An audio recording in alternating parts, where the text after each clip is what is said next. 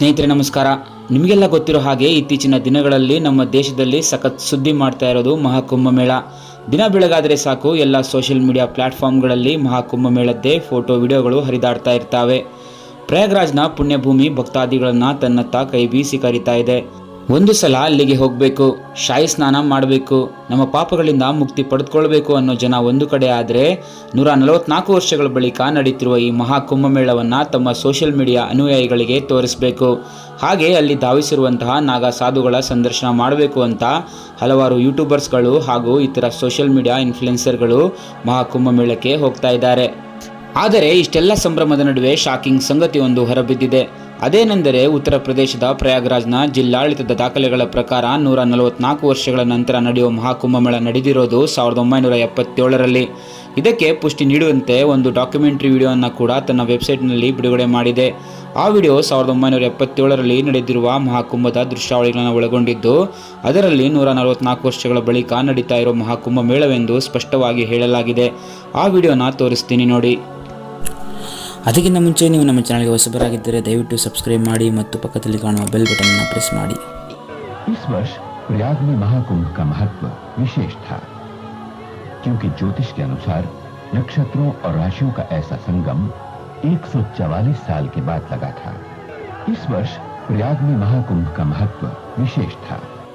ಈ ವಿಡಿಯೋ ಅಷ್ಟೇ ಅಲ್ಲದೆ ಇನ್ನು ಹಲವಾರು ದಾಖಲೆಗಳನ್ನು ಈ ವಿಡಿಯೋದಲ್ಲಿ ತೋರಿಸ್ತಾ ಹೋಗ್ತೀನಿ. ವಿಡಿಯೋನ ಪೂರ್ತಿಯಾಗಿ ನೋಡ್ತಾ ಹೋಗಿ. ಈ ಡಾಕ್ಯುಮೆಂಟ್ರಿಯಲ್ಲಿ ಯುಪಿ ಸರ್ಕಾರ ಸ್ಪಷ್ಟವಾಗಿ ಹೇಳುತ್ತೆ, ಇದು ಅಂದರೆ 1977ರಲ್ಲಿ ನಡೆದಿರೋದು 144 ವರ್ಷಕ್ಕೊಮ್ಮೆ ಬರುವ ಅತ್ಯಂತ ವಿಶೇಷವಾಗಿರುವ ಮಹಾಕುಂಭಮೇಳ ಎಂದು. ಇನ್ನು ವಿದೇಶಿ ಪತ್ರಿಕೆಗಳಲ್ಲಿ, ಭಾರತೀಯ ಪತ್ರಿಕೆಗಳಲ್ಲೂ ಪ್ರಕಟವಾಗಿರುವ ವರದಿಗಳನ್ನೊಮ್ಮೆ ನೋಡಿ.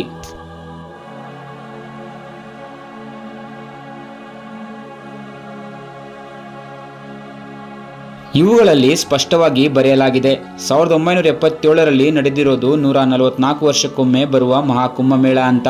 ಹಾಗಾದರೆ ಪ್ರಯಾಗ್ರಾಜ್ನಲ್ಲಿ ಈಗ ನಡೆಯುತ್ತಿರುವುದು 144 ವರ್ಷಕ್ಕೊಮ್ಮೆ ನಡೆಯುತ್ತಿರುವ ಮಹಾಕುಂಭಮೇಳ ಅಂತ ಆಯಿತು. ಬದಲಾಗಿ 12 ವರ್ಷಕ್ಕೊಮ್ಮೆ ನಡೆಯುವ ಮಹಾಕುಂಭಮೇಳ ಅಂತ ದಾಖಲೆಗಳು ಹೇಳುತ್ತಿವೆ.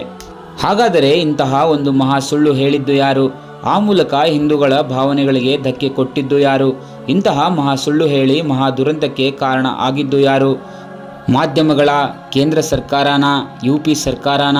ಇಂತಹ ಅನುಮಾನ ಯಾಕೆ ಮೂಡುತ್ತೆ ಅಂದರೆ, ನಾವು ಉತ್ತರ ಪ್ರದೇಶದ ಸರ್ಕಾರದ ಅಧಿಕೃತ ವೆಬ್ಸೈಟ್ ನೋಡಿದರೆ ಅದರಲ್ಲಿ ಮಹಾಕುಂಭಮೇಳ ಅಂತ ಇದೆಯೇ ಹೊರತು 144 ವರ್ಷಕ್ಕೊಮ್ಮೆ ನಡೆಯುವ ಮಹಾಕುಂಭಮೇಳ ಅಂತ ಹೇಳಿಲ್ಲ.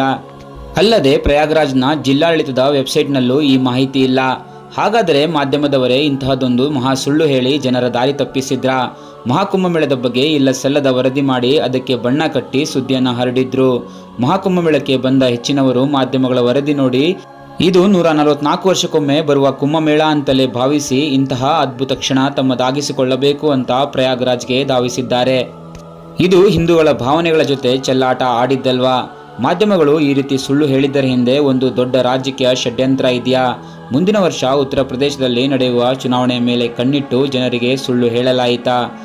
ಕೇಂದ್ರ ಹಾಗೂ ರಾಜ್ಯ ಸರ್ಕಾರ ಜನರ ತೆರಿಗೆ ಹಣದ ಸಾವಿರಾರು ಕೋಟಿ ಅನುದಾನ ಪಡೆದು ಅದರಲ್ಲಿ ಅರ್ಧದಷ್ಟು ಖರ್ಚು ಮಾಡದೆ ಉಳಿದಿದ್ದನ್ನು ಚುನಾವಣೆಗೆ ಅನಾಮತ್ತಾಗಿ ದೋಚಲು ಮಾಡಿದ ತಂತ್ರಾನ ಅನ್ನೋ ಅನುಮಾನ ಹುಟ್ಟಿಕೊಳ್ತಾ ಇದೆ. ಯಾಕೆಂದರೆ ಇಂತಹ ಮಹಾ ಸುಳ್ಳನ್ನು ಸಣ್ಣ ಪುಟ್ಟ ಮಾಧ್ಯಮಗಳು ಅಲ್ಲ, ನ್ಯಾಷನಲ್ ನ್ಯೂಸ್ ಚಾನೆಲ್ಗಳು ಹೇಳುತ್ತಿವೆ, ಅದನ್ನು ಇಂದಿಗೂ ಹೇಳುತ್ತಲೇ ಇವೆ.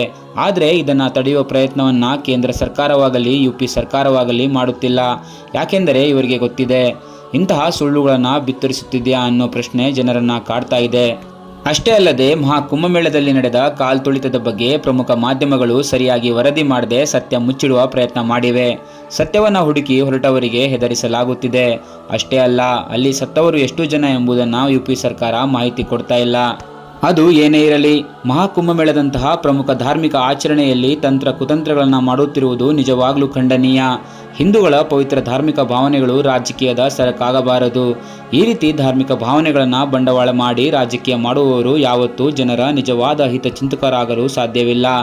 ಇದನ್ನು ಜನರು ಅರಿತುಕೊಂಡ್ರೆ ಇಂತಹ ಸುಳ್ಳುಗಳನ್ನು, ಅದರಿಂದಾಗುವ ಅನಾಹುತಗಳನ್ನು ತಪ್ಪಿಸಬಹುದು. ಇದೆಲ್ಲದರ ಬಗ್ಗೆ ನಿಮಗೇನು ಅನಿಸುತ್ತದೆ ಕಮೆಂಟ್ ಮಾಡಿ. ಧನ್ಯವಾದಗಳು.